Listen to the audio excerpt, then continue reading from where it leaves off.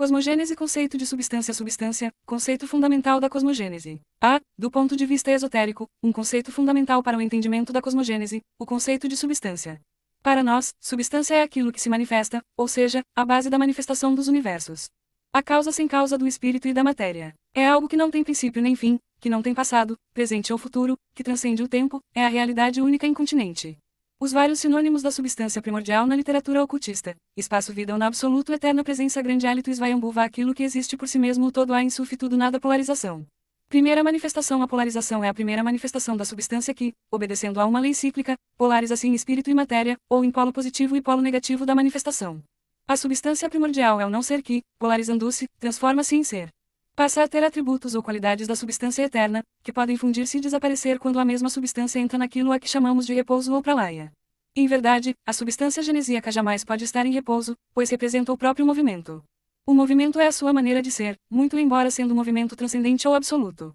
As consciências limitadas veem apenas a completa imobilidade. A substância eterna se polariza e despolariza voltando ao não ser, na sucessão daquilo que a sabedoria oriental chamou de dias e noites de Brahman.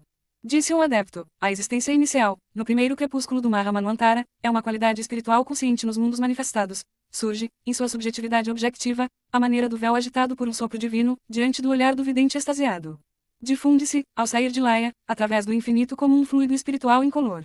Segundo o dicionário Delta Larousse, o termo substância significa princípio de ser que é permanente, em oposição aos acidentes que mudam.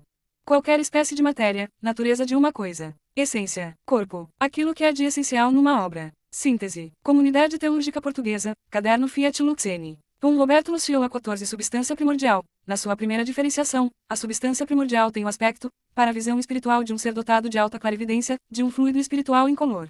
O homem comum, com uma visão apenas em 3 dimensões, não a vê senão como o grande nada, o éter dos cientistas. Esta substância preenche todo o espaço, inclusive o que existe entre os sistemas solares, galáxias, etc. Quem não é senhor desse dom divino não pode ver nada entre as estrelas, essa substância é a plenitude abarcante de tudo.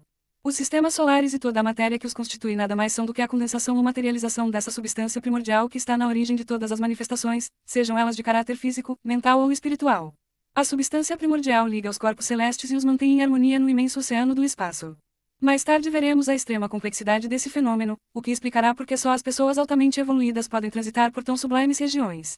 Mergulho no oceano da vida. Quando Ramakrishna atingiu o estado mais elevado de Samadhi conhecido por Nirvikalpa Samadhi, ou seja, um estado de consciência elevadíssimo raramente alcançado, pois é um estado de permanente Samadhi, de união com Deus, sem contudo perder o seu vínculo com o mundo e transitando por ele livremente, confessou que ao mergulhar no todo sentiu-se como que envolvido por uma onda gigantesca e inefável impossível de descrever, sendo o máximo que pode dizer-se foi sentir-se mergulhado num oceano de luz e esplendor, entrando em êxtase cósmico. A substância primordial não é um ser sobre o conceito de substância. Vejamos o que diz o venerável Kuthumi, Mahatma ligado à linha dos Kuthirampas. Recordemos que os espíritos planetários de Anshuans atravessam o véu da matéria cósmica e encontram-se, relativamente ao mundo transcósmico, na mesma situação em que nos encontramos, envolvidos pelo véu grosseiro do mundo físico. Conforme asseguram os espíritos planetários superiores, a mente infinita só lhes mostra, a eles como a nós, as palpitações inconscientes e regulares do eterno e universal pulsar da natureza nas miríades de mundos, tanto por dentro como por fora do véu primitivo do nosso sistema solar.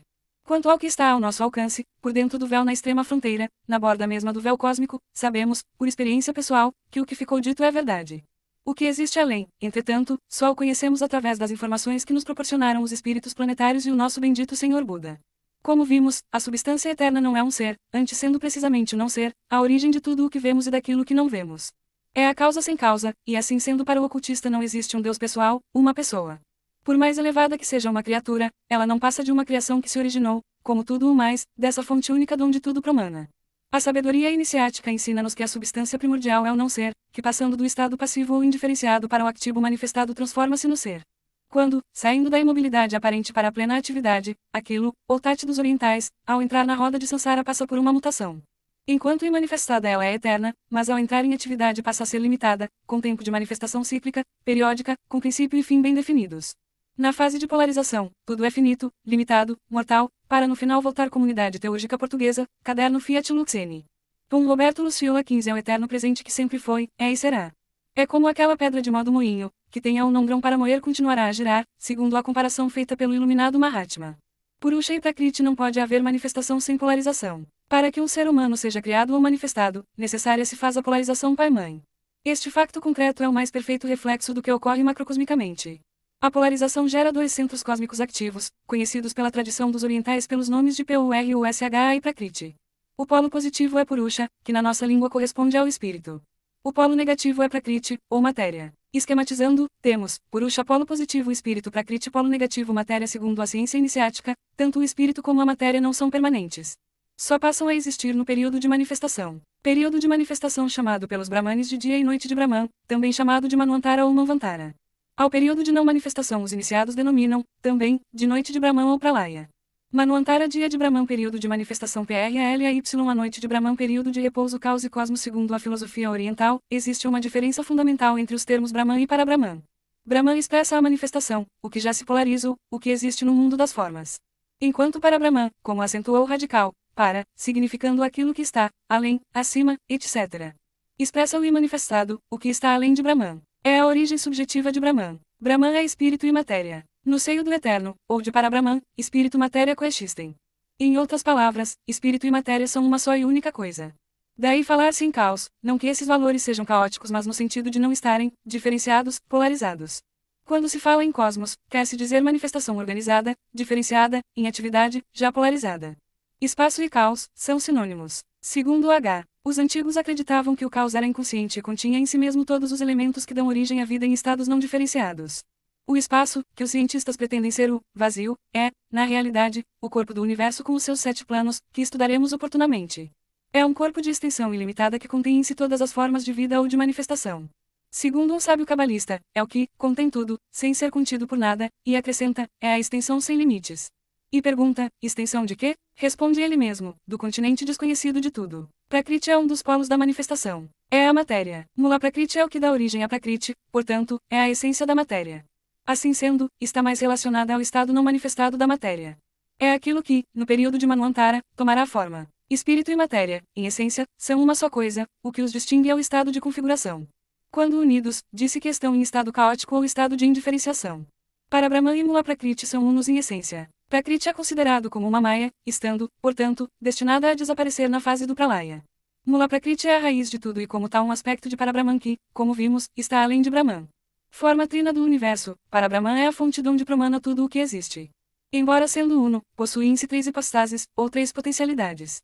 Usamos este termo porque não podemos dizer que Para-Brahman é portador de 3 qualidades, porque se assim o designássemos estaríamos limitando-o. Essas potencialidades podem ser assim definidas: espírito pré-cósmico, matéria pré-cósmica, movimento eterno. Espaço com limites e espaço sem limites. O espírito pré-cósmico e a matéria pré-cósmica, quando em estado de repouso, Pralaya, formam uma unidade chamada caos primordial, ou estado não diferenciado de espírito e matéria. Quando entra no processo de manifestação, polariza assim Purusha, espírito, e Prakriti, matéria. Contudo, manifestado ou não para Brahman está eternamente em movimento. Segundo as instâncias de Dzyan, Mula Prakriti é assim definida: o eterno Pai, o espaço, envolto em suas invisíveis vestes, havia adormecido uma vez mais durante 7 eternidades. Comentários: o Pai, o espaço, é a causa eterna, omnipresente, a incompreensível divindade, cujas invisíveis vestes são a raiz mística de toda a matéria e do universo. O espaço é a única coisa eterna que somos capazes de imaginar facilmente, que não é influenciado nem pela presença nem pela ausência de um universo objetivo. Não tem dimensões, seja em que sentido for, e existe por si mesmo. A causa sem causa do espírito e da matéria. Assim, as vestes representam o número da matéria cósmica não diferenciada.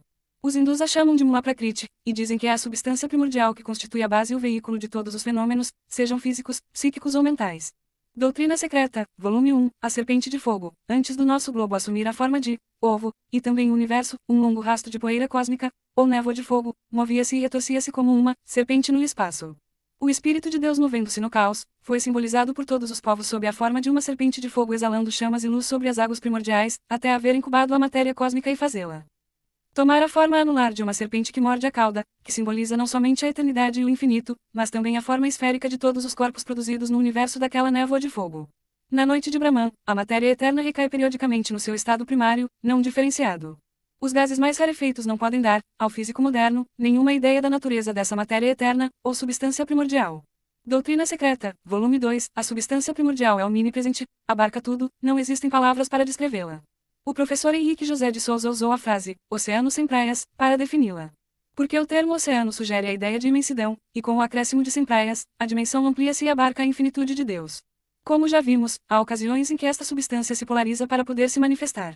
Aqui faz-se necessário um esclarecimento que consideramos de suma importância. O todo, o eterno, a totalidade das coisas, não se manifesta em sua periodicidade na sua totalidade, no seu totum, quando entra no Manvantara. Segundo os iluminados, ele cria bolsões, nódulos, no seu corpo infinito. É como se fossem ilhas, no seio desse oceano incomensurável. Num livro sagrado, esses bolsões manifestativos são como seteiras no sombrio corpo do infinito. Seteiras essas separadas não só por espaços incomensuráveis mas também por dimensões diferentes. Os espaços, nódulos, ilhas, seteiras, universos manifestados ou outras designações que se lhes queira dar, acreditando-se que são incontáveis, estão circunscritos por limites bem definidos.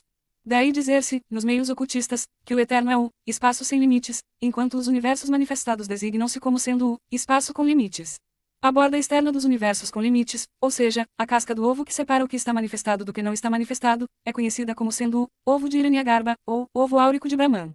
É a misteriosa região do daqui não se passa. Ignora-se sobre a possibilidade de contato interuniversos. Alguns acreditam que, talvez, só os mais elevados de Anshuans, espíritos que presidem aos universos, possam fazê-lo.